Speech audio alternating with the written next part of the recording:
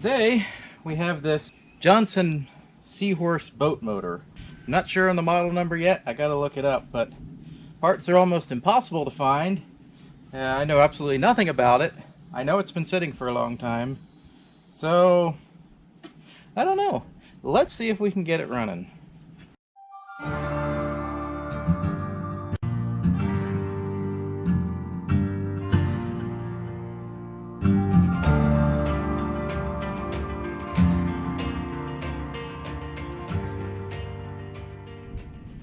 So supposedly this is a 1940s model. I'm looking for, might have to dig into it a little bit more to find the actual model number, and that'll tell me what the year is. I have a serial number down here, and there's a casting number on here, 27E250, which the internet tells me is just a casting number for this part, not indicative of the actual motor. There's a label here that's long gone. It says silver, and I'm told that they only started painting Johnson motors green after the war. In the world, we got airplanes going overhead. I don't even... Big old jet airliner. Why don't you just go away? Anyway, this thing appears to be complete. The carburetor actually appears to be in good condition, and everything actually operates. So there's a chance that this might actually run. However, pulling it, it's, well, yeah, that rope is, the recoil is going to have to be looked at, and the propeller is loose-ish, but we won't know until we start trying to spin that actual prop shaft. I know for sure it's a Johnson because it says Johnson right there. But my internet research, there's the auction tag. My internet research says that this thing is probably 1940s, and some research says because it's silver it would be pre-war. I don't know that for sure, but maybe as we clean this up and dig into it, we'll find some other part numbers or model numbers here somewhere. There's supposed to be a model number on top of the rope sheave, so maybe take this off. Look at this just absolutely ancient rope here, which is about to break, so I'm not going to play with it too much. Definitely going to have to rewind that rope. This is like an all aluminum motor though. They're really nice. If you can get them running and keep them running, I don't know. I've never run an antique boat motor like this before. You know, come to think of it, I've never run any boat motor before except for an electric trolling motor, so, you know, I know absolutely nothing about them. Well, we got a modern hose clamp down there, so that's obviously not original. Somebody has obviously modified this to run, so maybe, just maybe, what's this handle do? I don't like a rudder? Thought you turned the whole motor. Well, maybe not. We're going to be very careful as we work on this because, like I said, parts are unobtainium from what I can determine. So we're just going to go slow and easy. Hopefully any rubber parts we can manage to find an equivalent or something if any of the rubber is deteriorated. Hopefully somebody wasn't running the improper gas in it. I'm told these take a really, really high oil to gas ratio, something like 8:1. So that's something you always want to check before you dig into these things and actually start trying to run it, because if you run it without enough oil, tank looks, I'll have to stick a flashlight down in there, but the tank looks relatively clean. Nice metal cap, and like I said, these are all aluminum. I think the first step here is we're going to take the top of this recoil off and pull the spark plugs out and see how the motor actually turns over before we get too far into it. Because if it is completely seized up or something, I'm not doing a full rebuild on this because I don't think you can get parts. So if the motor is seized up, then we'll just sell it to somebody who can appreciate it as it is, or somebody who actually has the parts to repair it. I don't know, but let's just dig into this in a preliminary way and see what happens. First, I use standard head screws. I'm be really careful taking those out. I got to get some lubricant.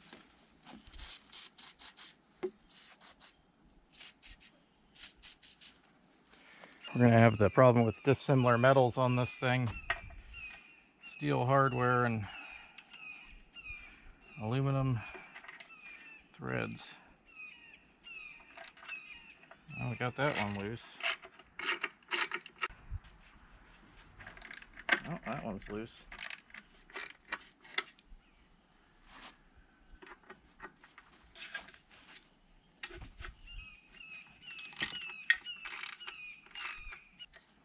Like I said, I know absolutely nothing about this, so, you know, theoretically it could have been a motor that came right off a boat, but I sincerely doubt that.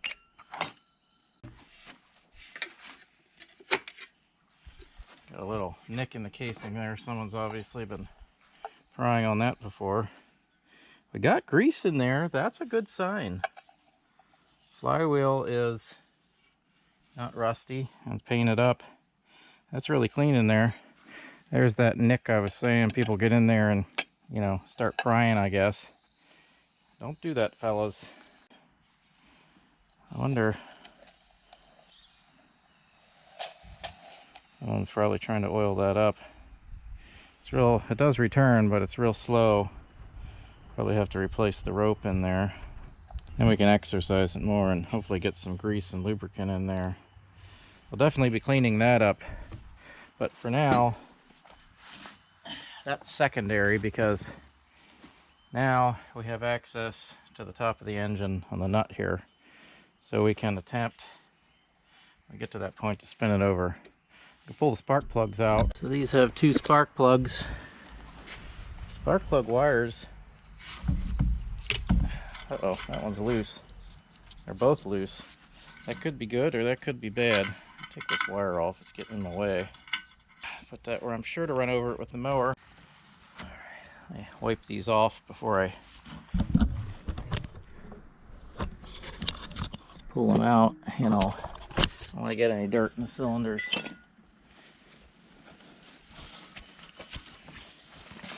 Gotta clean off around there. Just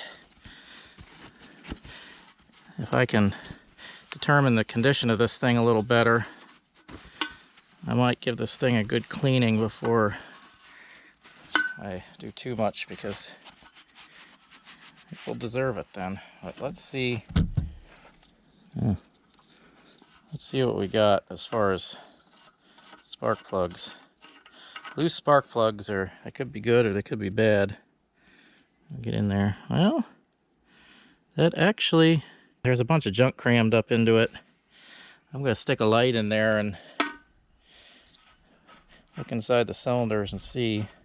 Someone was probably trying to get this running and then just sent it to auction. I don't know. There's oil on the threads there. That's a good sign. It's not dry. This one is oily, but other than that, a little clean.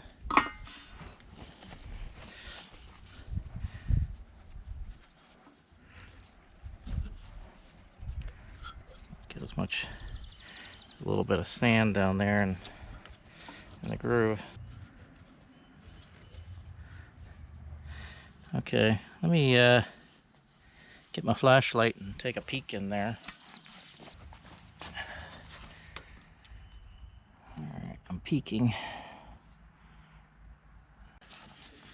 Try to turn it over. Oh, that's not good. Well, let me get my ratchet and see if it will bud. I'm going to spray a little bit of lube in the cylinders. It won't hurt it at this point.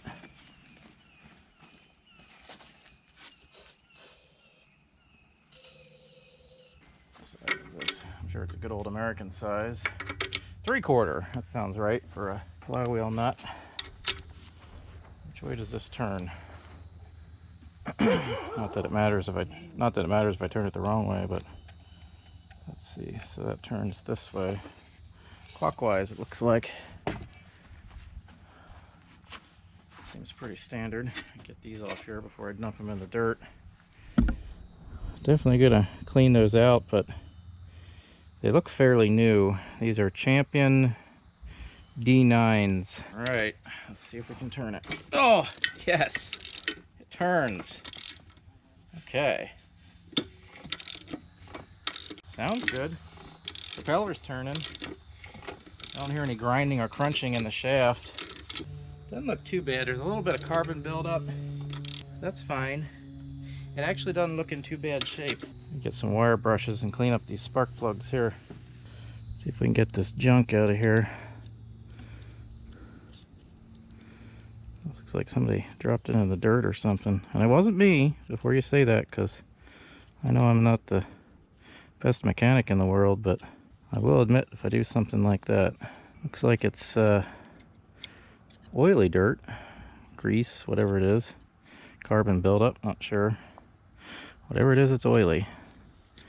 And I'd probably rather have that at this point than dry. I'm going to assume the gap is set right for now. I can adjust that later when I check the spark. I want to get these clean right now just because I have them out and they're here.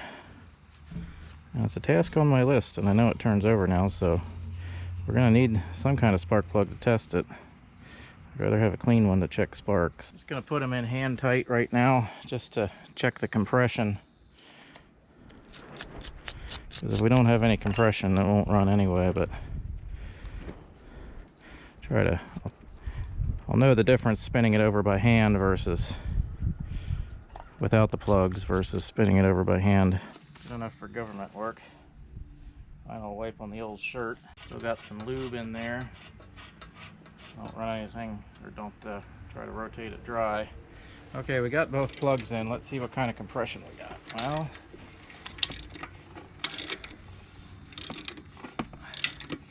I can definitely feel the compressions building up in there, building up in there, building up in there, building up in there. Okay, yeah, it's definitely got some compression.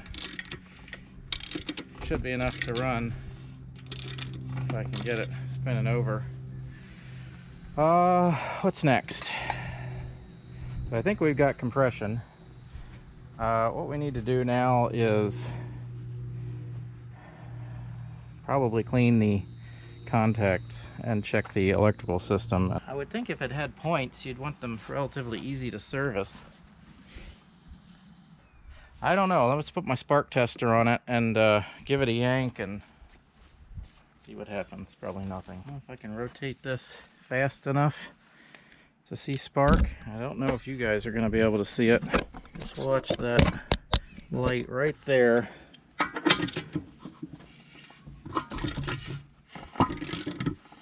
Yeah, I got nothing. I'm going to take the fuel tank off because I probably want to take it off to clean it anyway, so it looks like the easiest way to do that. I'll have to verify that it's clean. Take this line off there. There's a couple nice dirty bolts there on each side. Yes, sirree. Okay. Let's see what we got. 1/2 inch. Yep. I like this no rubber fuel line business. I'll also be able to check this valve and see if it's shot when we have this tank off. Fortunately, it doesn't appear as if anyone stored fuel in it, so that's good. Okay, that's the fuel line. Oop. I think I just broke the solder joint there.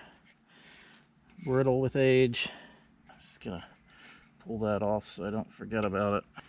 Now we can take these two nuts off.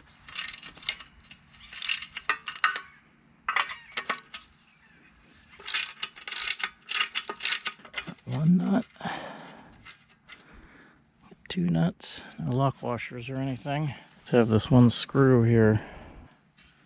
Loosen that screw.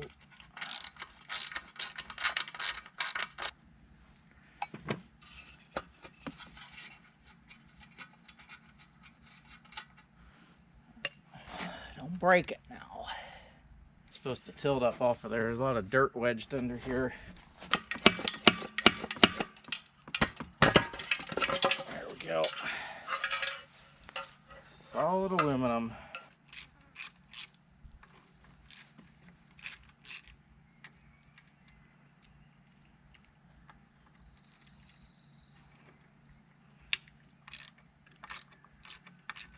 Okay, try to take this cover off.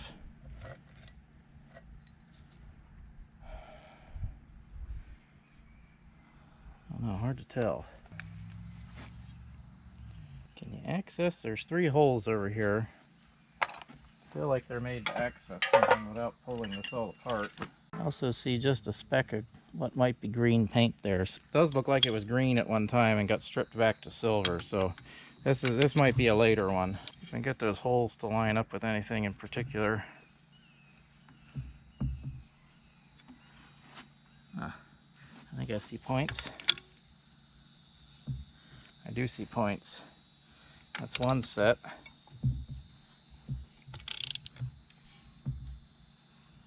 That's the other set. Okay, so you can access everything. Let me show you here. You can access the points down through those holes. Points are right down in there. Hopefully you can see that. Let me clean them up and then see if we can get any kind of spark out of them. Find your wife's finest nail file.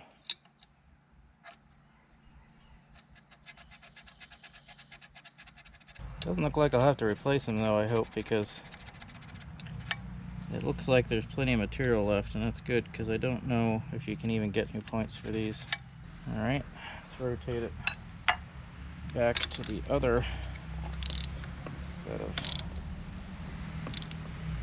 points right there. This is very convenient for working on. Thank you, Johnson Outboard.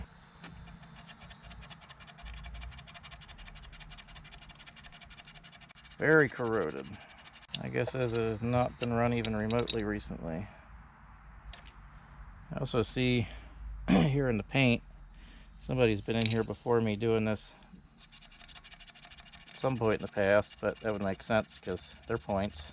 Alright, I don't know if we'll be able to build up enough of a charge here, but we can try it. Alright, watch that spark tester there. Tell me if it sparks. It's not going to do it, is it?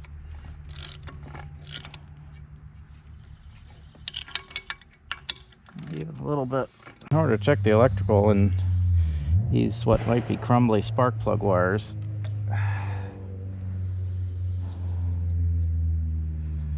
I think we're going to have to take this off.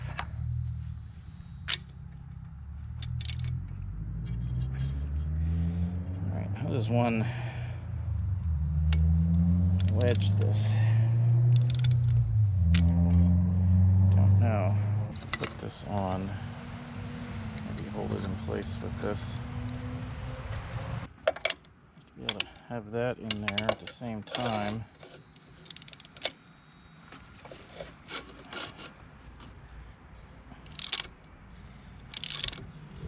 There she is.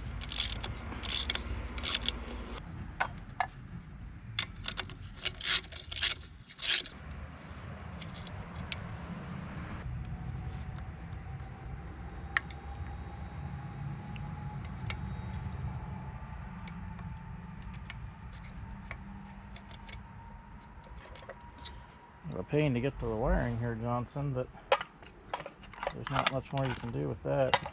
We have here in the flywheel yanking department. I'm going to need some longer threaded screws for that. Well, I think I found some of the right bolts.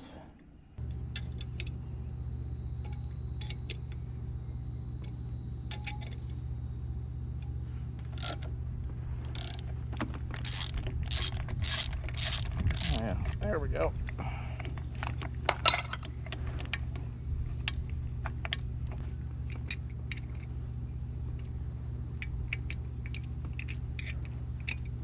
I feel like this is coming apart really easy because somebody probably did all this before me, but nobody replaced any of the spark plug wires, and the points were not taken care of. So, all right, what's behind door number 1? Green, lots of green. Okay, our magnets are intact. That's good. Our flywheel ring is intact. We'll clean that up for sure before we put it back together, but that is all there. Alright, let's take a look at what we got for wiring. Oh, let me check the camshaft, such as it is. This is the cam here. Make sure it's not too worn. This ring here acts as the cam. I don't feel any divots or anything in there. It feels pretty consistent throughout the range. So I did see the points opening and closing when I went through the holes when I was rotating the flywheel. So I do believe that the cam is okay. Are these coils okay? I hope they are, because if they're not, I'm not sure how you would get one. Probably going to check the continuity through here, spark plugs and the wires and such and so forth. So this near one is the lower plug, apparently, I think. Make sure I don't get them mixed up. So this near one here, for reference, for when I forget, make sure to remind me, this one is the lower spark plug and the far one is the higher far spark plug. Probably won't be able to remember that, but you know, we'll give it a shot. Alright, let's check the continuity of all the wires and see if we can check the coils and so forth. I see a lot on the internet, a lot of these channels, you know, they'll do these will it run things. People don't realize quite what a Herculean task it is to get something that's been sitting like this for a long time running when you can't buy parts, and they make it look easy a lot of the time is what I'm saying. Which is fine if you got a Chevy small block, because they are easy. Okay, this is the far one. Okay, we have continuity through the plug wire. Not getting continuity there. I'm not getting continuity through that wire. I think I'm going to have to solder a new plug wire on. While I'm in here, I'm going to try to check everything else. Well, that coil's good. And that coil's good, or it appears to be anyway. Get out of there, you bug casing. What are you anyway? You're in my engine. Before I go to all that work, let me just check this plug wire one last time.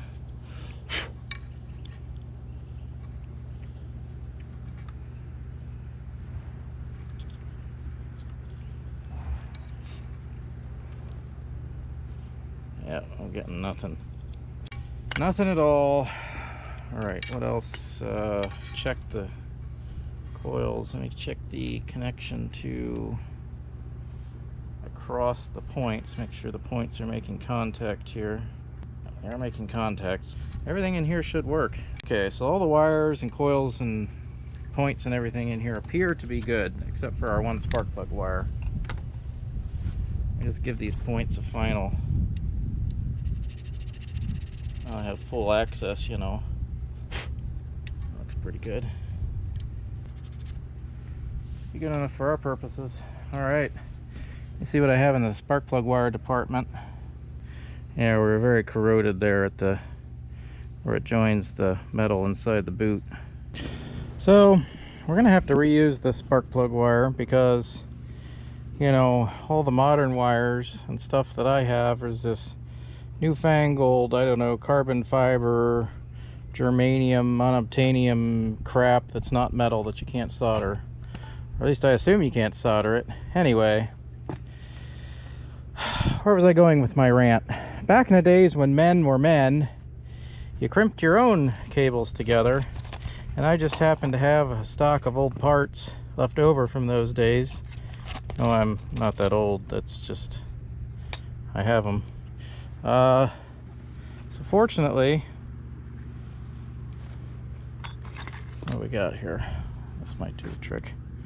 Oh yeah, that'll do the trick nicely. Okay, and this boot, sure, this boot will work. All right, well, I don't know what I'd do if I didn't have these old parts. I'd have to rig something together or try to salvage that old boot or something, which doesn't appear to be much salvageable. Anywho, let's get to it. Oh, don't forget to run your boot through first. That could be embarrassing. Now I think we can put our end on. Well, kinda.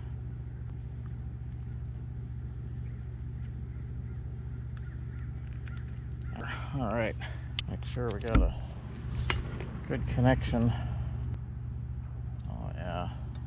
Oh yeah, it'll be like brand new. Where was I on my rant? Anyway, back in the day where men were men and women were also men, used soldering guns, not those chintzy little soldering irons. You know, that joke used to be a lot funnier before the they, them, he, she, it. I don't know. Just ignore what I'm saying. Guess what I'm saying is I'm just gonna offend as many people as possible, you know. So I got her, I don't remember if it's Spark Advance or, anyway, I think it is, because basically you're changing the timing here. But it's pretty tight. I don't think it's supposed to be quite that tight. If I can work some lubricant into there.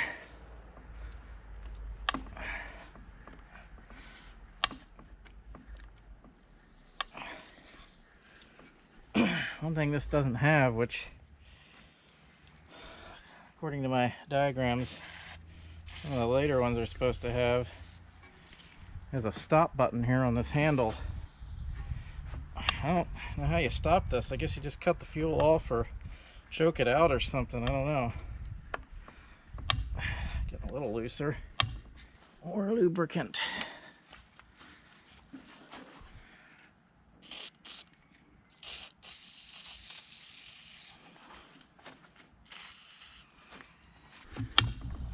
Ah, there we go. That feels like more what it's supposed to be like. Leave that there. Clean out our flywheel internals here. Not too bad, just a hair dusty. It's fine. Should go down in there good. Excellent.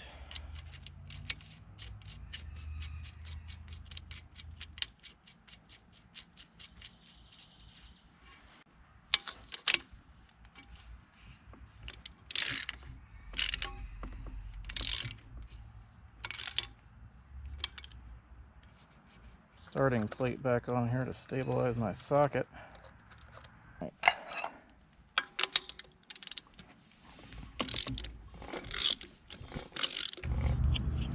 Okay, watch that spark plug there.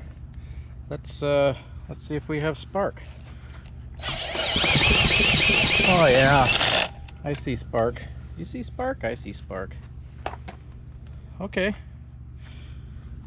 We got spark. For whatever reason, my spark tester isn't working when maybe I didn't have them tightened down or something. I don't know.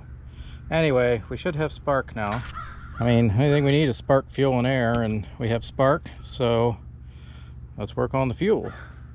Anyway, what I'm gonna do next, after picking my pliers up, is ever so gently maybe take a look inside this carb. Going to have its gravity feed, so it's going to have a float and stuff, and really only one way to verify if all that is any good other than just throwing gas in it and going, which I don't want to do. So I'm going to take a peek inside that carburetor, and I still got to resolve this fuel line issue down here. And other than that, I did find instructions on how to start and run this thing and what all these controls do. Just got to figure it out. Well, I'll have to take all this off and clean that up. Well, some good news. After copious amounts of lubricant, the recoil works wonderfully now. I mean, the rope will probably snap like a rubber band anytime, but you know, till then she's good. Let's address this carburetor. Well, hello carburetor. What should we call you, Mr. Carburetor? There, I've addressed it. That is in there.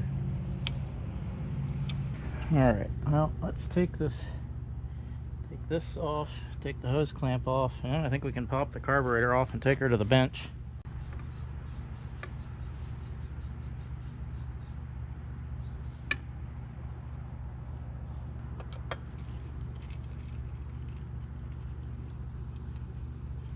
See what's under this hose clamp. I shudder to think. Okay, here we go. pretty clean. Alright, let's jump here so it doesn't go into the engine. Actually, yeah, that's our air intake there. Pretty clean, actually.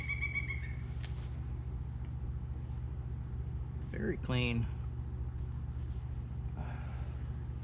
That's good.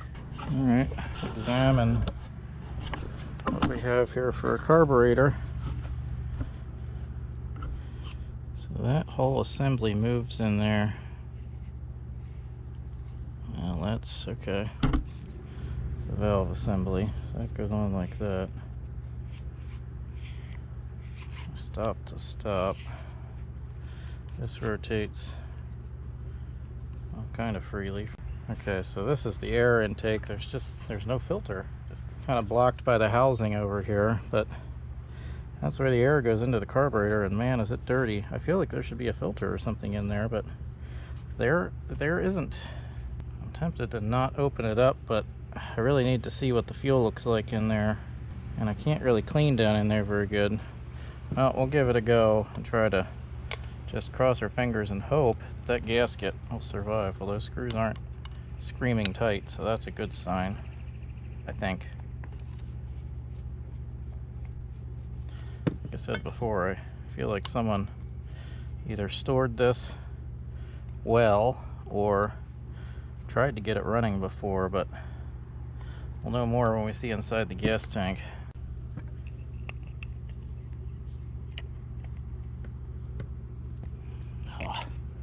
Worked it loose. Which is good because the head of the screw has been terribly abused. Not screw, little set screw. Okay. Good, it does have a notch there so we can put it back in correctly. This has 2 seats there, so we'll know that. Now we should be able to extract, take out this. We will re-grease that assembly before we put it back in. Not as clean as it could be. I'm glad I took that out so we don't suck all that right into the engine. Okay, that's just loose there. I guess that's your float valve there. There's just a tiny bit of scoring. I don't know if it's scoring. Yeah, just a tiny bit of scoring on the casting there. You have some junk up there. Put this back together. I kind of re-grease the things that they had greased. A very simple carburetor. Put this back together, and then we'll be on to our fuel tank, I believe.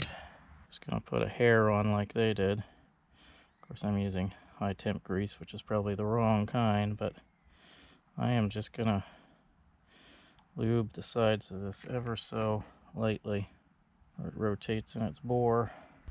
I'm gonna put a little bit up here like they had. Top back on. I guess you can see when the bowl is closed because you can see the needle pop up. That's a good thing. Screws back in. This has to be. I love these old simple carburetors. Of course, they don't use them anymore because they got 1,000 adjustments you got to adjust while they're running. It's not just pull the trigger and go. It's you actually got to know how to use stuff. Back in the days when men were men, and key in the shaft there. Put the key in so gently, and then we can slide this down.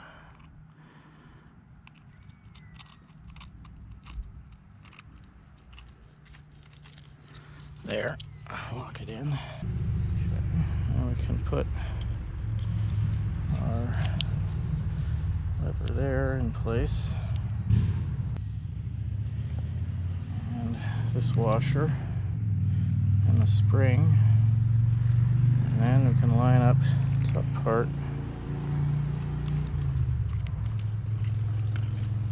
I need to get a little screwdriver so I can turn that boogered up screw there.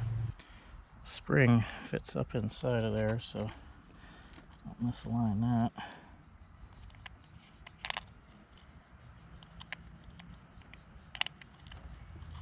Well, anyway, now I know how the carburetor works. So this is actually a fuel jet. This is probably a fuel jet as well. Low speed adjust and high speed adjust. Yes, this is also a needle. Okay, now we can put this back on, I suppose, and then we can figure out what we're going to do for our fuel problem down here. Only thing remaining is our fuel feed and our tank. So here's my plan. I could try to solder this back in, but I don't know. It never works well for me, and I like to keep it original, but I don't know. I could try to solder it back in. The other thing I could try to do is drill and tap for this barb and then run a rubber line.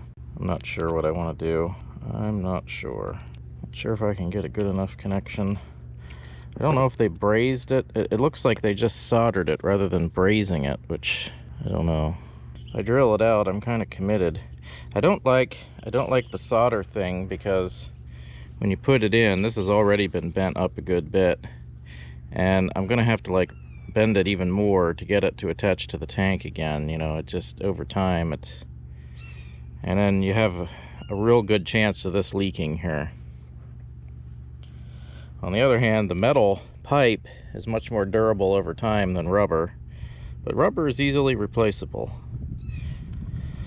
I mean, this thing is close to all original, but it's not like, you know, factory condition. It's very, not even the paint's gone and it needs a lot of cleaning. I don't know.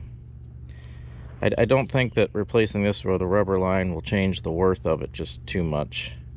This rubber seal gasket in here was just completely hard and crumbled. I'm going to replace that, which means you got to put this in with the rubber seal, and then you got to solder it without completely cooking the rubber seal, which I am not good at all. I'd rather have the option to be able to put the rubber seal and everything in and then thread the barb in, and then I don't have to worry about cooking that seal. You know, it's good to know your weaknesses, fellas.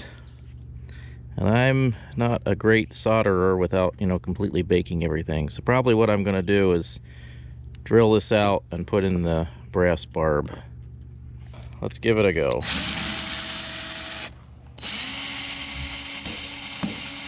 Gonna clean this out a little bit. There's some pushed up brass from going underneath it. I want everything to be as smooth as possible inside. Loose bits of metal that can go up into the carburetor. Alright, I think that'll do the trick.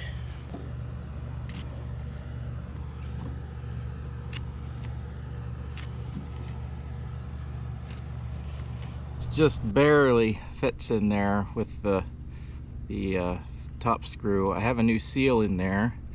I'm trying to show it, but my camera overheated and went dead, so just take my word for it, there's a seal in there.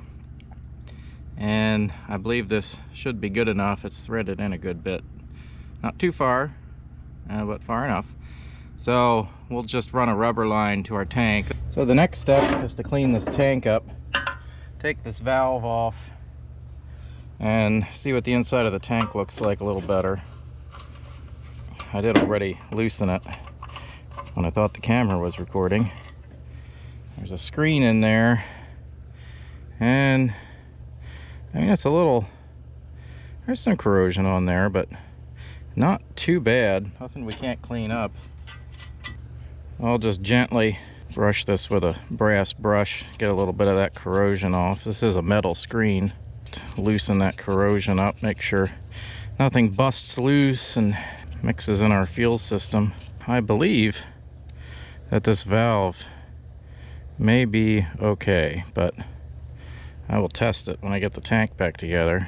Nice thing about these old boat motors is you can completely seal the tank with that valve down there and the cap. Once the cap is screwed in, there's this vent on top.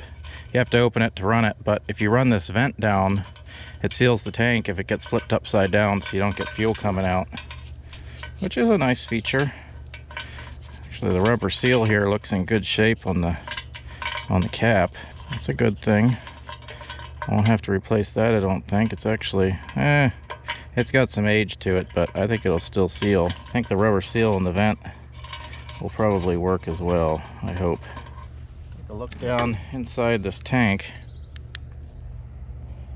and actually it looks really clean in there.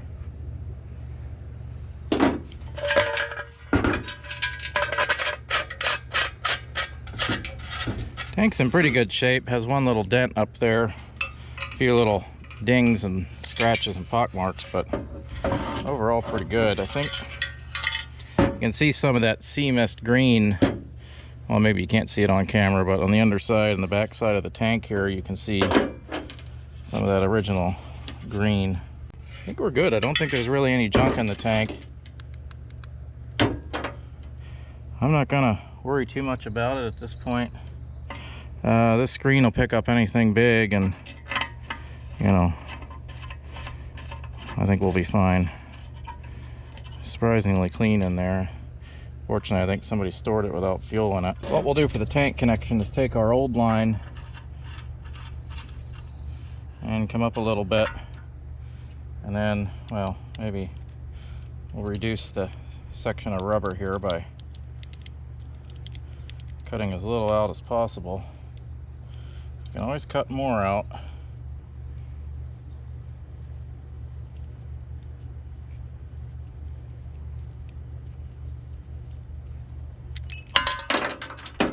Alright.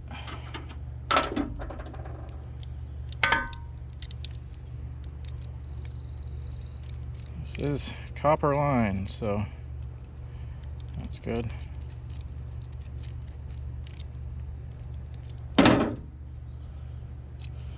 And we'll just screw that back on there at the proper angle. I'll wait to tighten it down until I get all my hose clamps and everything on. We'll take that and we can put it back on the motor now. That won't work.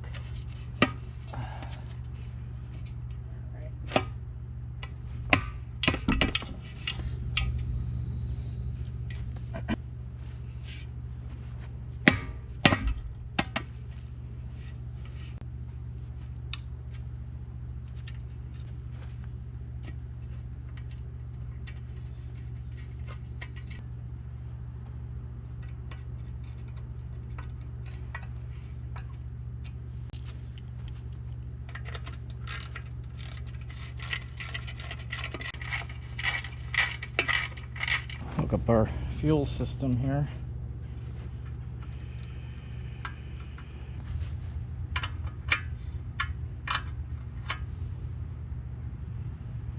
Okay, I want to check if this valve leaks here, so I'm not going to put the fuel line on until I put some fuel in the tank. So what we're going to do is mix up some 8-to-1 fuel. That's what the internet tells me these things like the best. You know what? You can't really go wrong with too much oil. Especially the older engines seem to like more oil. So we're going to mix up some oil-heavy fuel and put some gas in this tank.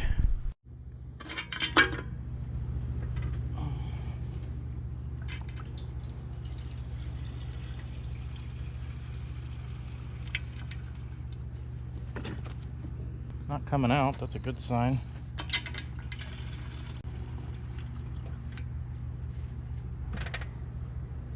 We get some out when we turn this valve.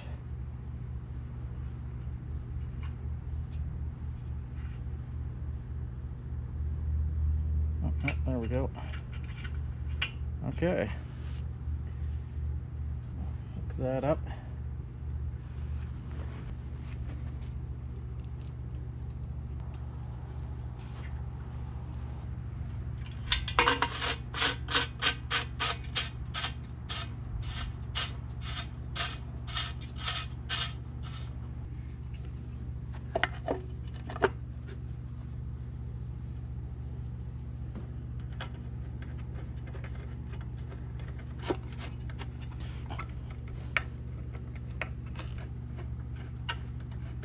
So I'm going to try this with the pull rope.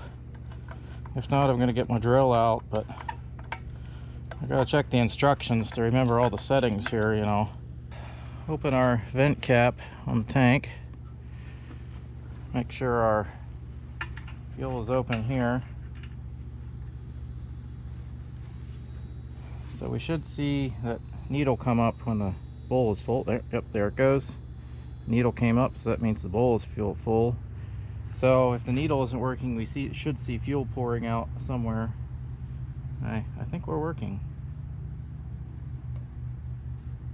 So that means the float is working and everything. That's good, because I think it's an original cork float. So let me figure out all these adjustments and then we'll get to it. So this motor has a water cooling system where it pulls water up and circulates it down again.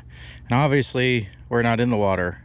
So if I do get it started, I'm not going to run it very long at this stage until I can, well, get it in some water. So we're going to try to start it and see what happens.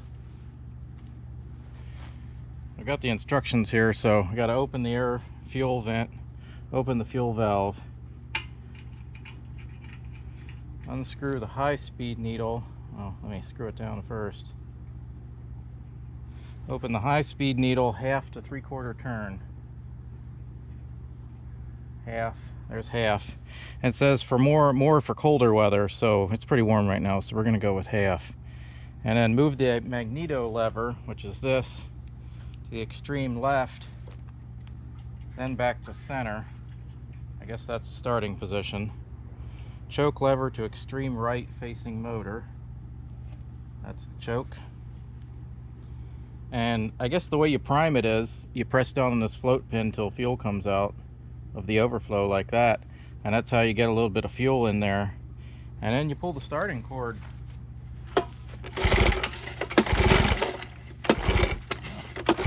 Actually, started a little bit there. Oh, I was afraid that would happen. Okay. New starter rope is necessary. Figured it was worth a shot, you know. Let's take this off and put a new cord on it. So,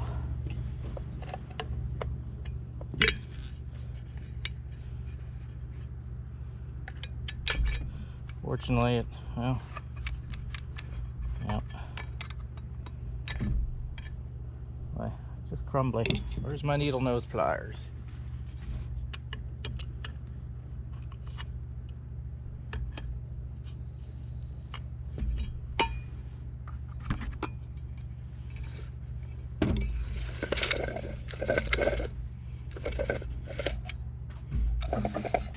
These are kind of nice because you can put a pin in there to hold it while you work on it. Just make sure that pin doesn't pop out, or, you know, that spring's going to unwind really fast. Like that! I think I have it in better this time. You can see about where it is because of the casting mark there. Loosen that up.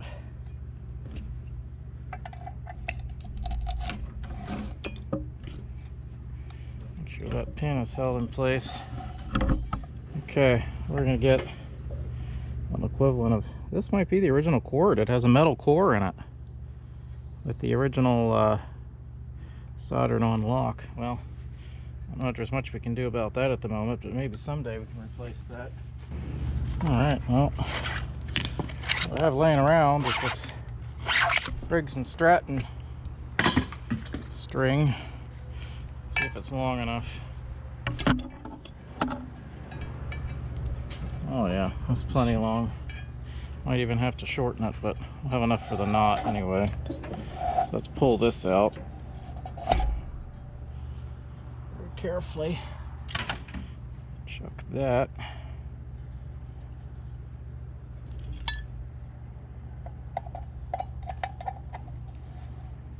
Okay, now gotta tie this with enough room there. I think we should have, hope we'll have plenty of room. We will see.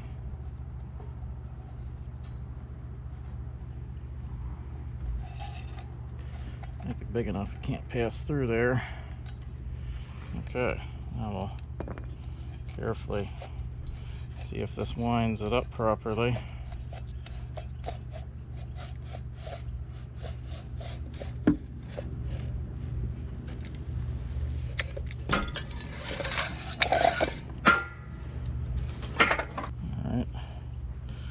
Can shorten it if need be. Pulling it through here.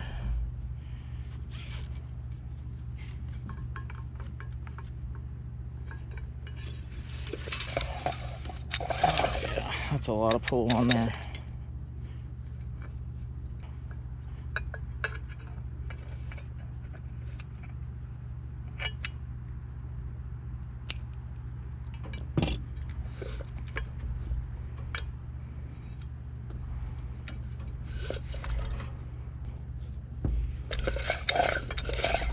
Oh yeah, put this back on. All right. Try it again.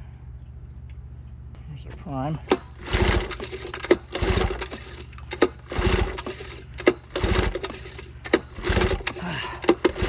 Pull it quickly, it says. Yeah, right. We're not firing. Got a couple fires on that first little pull. A little bit more fuel. I don't know.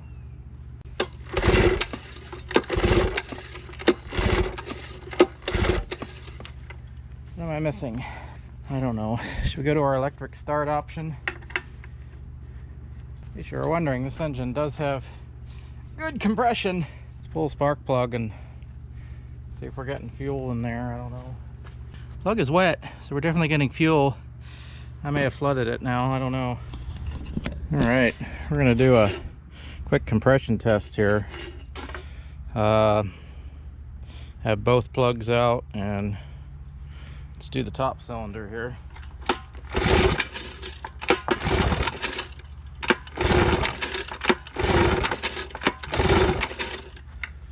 Oh boy. Okay. Well, I don't know. 80 psi. I would think that'd be enough to run. Let's check the other one.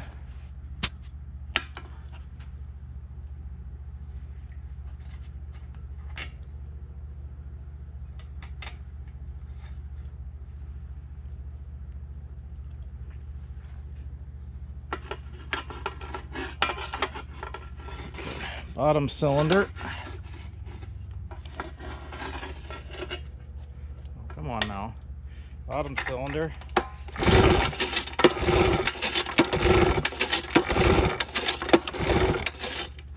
Ooh. Oh boy, that one's 60. I mean, 80's a little low, but 60's definitely low. So the top cylinder, we're getting about 80 psi. That's after about 5 pulls. Bottom cylinder, we're getting about 60 psi, and that's about 5 pulls. Now, from what I'm seeing on the internet, obviously that's a big difference between the two. They're not within 10%.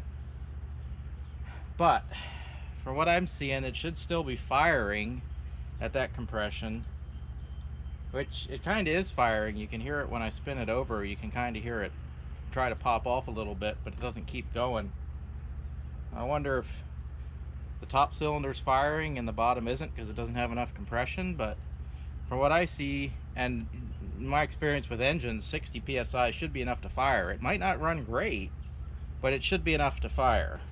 So I've completely dispensed with the starting rope because I'm not sure if the starting instructions I have are wrong or something's still wrong with the carburetor, but pull start and it isn't getting us anywhere. It is firing once in a while. Let's give her some more choke.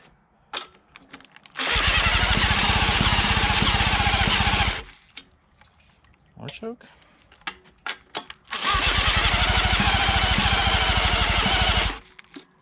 She doesn't like that much choke. All the choke off.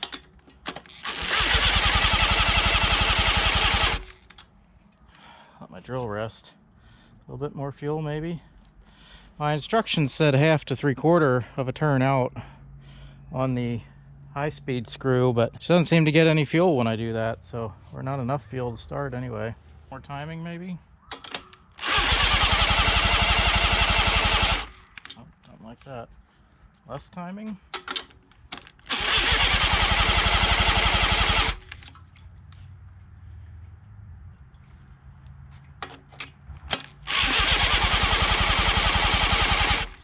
Plug and see how much gas we have in the cylinder.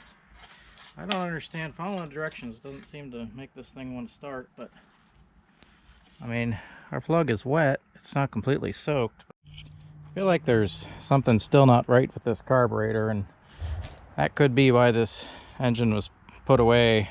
I think I'm going to have to take that carburetor off and look at it again, take it completely apart this time. I didn't pull all the passageway screws out last time because it didn't seem like it needed it. It was very clean inside, but maybe it's not.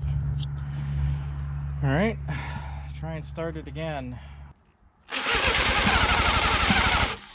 Popped a couple times, again like before.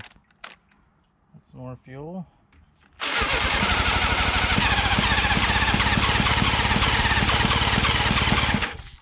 Oh, maybe she wants to go. A little bit more fuel.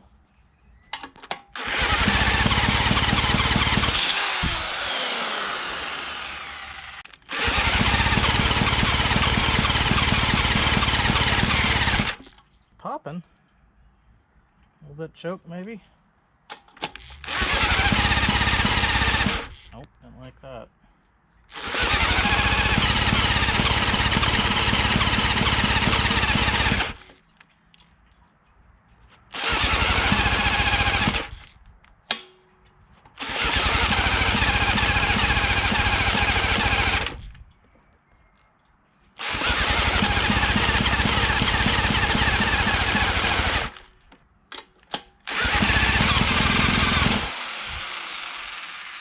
Almost.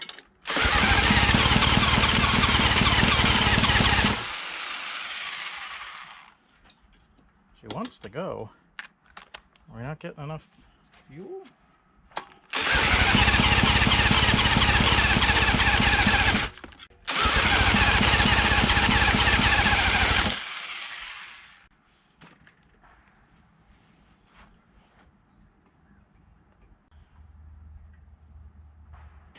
Hard to say because I don't know enough about these carburetors. I mean, I've had it apart. They're very simple.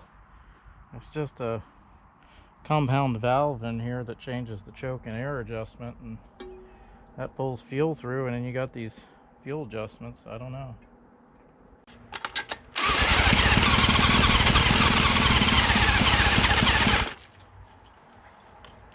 She wants to run. Try full choke. Nope, she doesn't like full choke. It is pretty hot out. I'm just opening the valve a half turn at a time now. See what happens.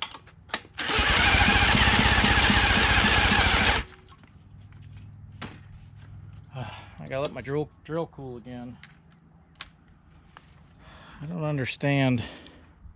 It's not supposed to want this much fuel, but I guess for sure that drip, when it's trying to fire and running over, it's definitely pulling fuel through, because that's the excess drain. So if it pulls too much fuel through, excess that falls out of the airflow is going to go down that drain. So, well, I don't know.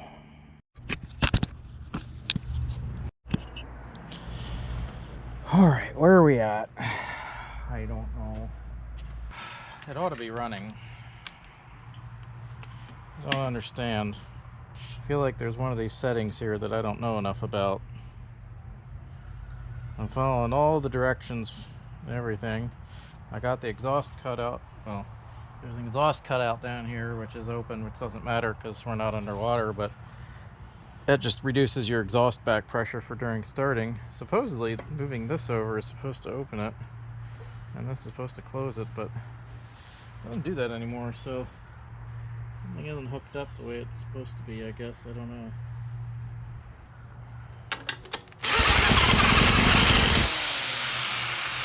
Oh, she almost started.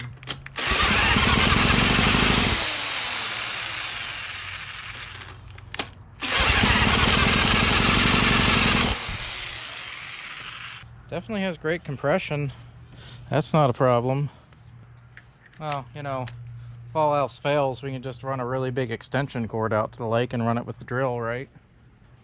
Oh, I think that is right.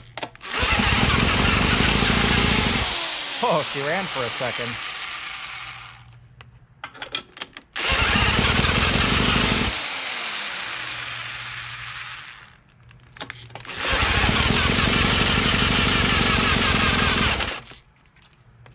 Should not be this hard to start.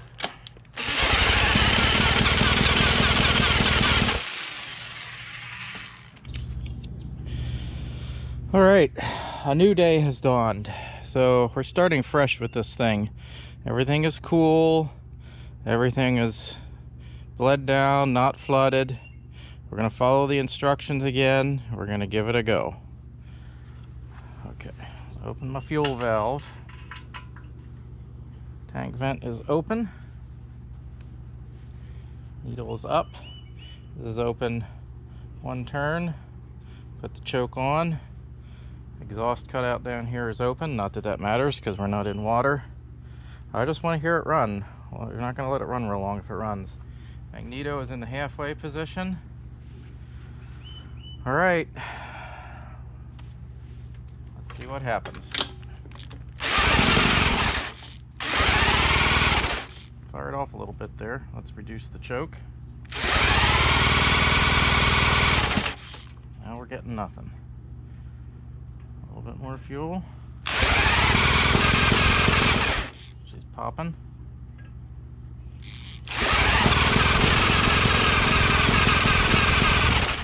Still popping. Come on, a little bit more fuel maybe.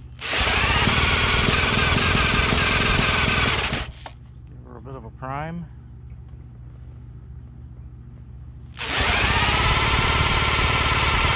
It's probably too much fuel.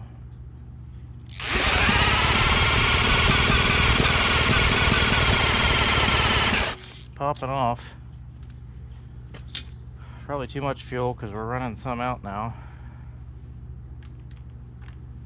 Same result. A little bit of popping. I smell fuel. Cut it back. She's firing a little bit here. It just doesn't want to catch. No choke position seems to work on this thing. It should not be this hard to start. Oh. Now my drill's heating up. Okay. It shouldn't be that hard to start, so following the procedure, following the right procedure doesn't work, following the wrong procedure doesn't work. Well, all right, YouTube. We gave it a go. Help me out here. Help me out. I need your help. What am I doing wrong? What am I missing with this thing? Is the spark not strong enough? And if it's not strong enough, how do I know? It's getting a nice, bright, solid spark when I test it. It's definitely getting fuel because it's trying to pop off, and it's when I give it too much fuel, it leaks out the bowl. So I know it's drawing it through out of the bowl in the carburetor. I know it's getting air, obviously, because it's pulling in air.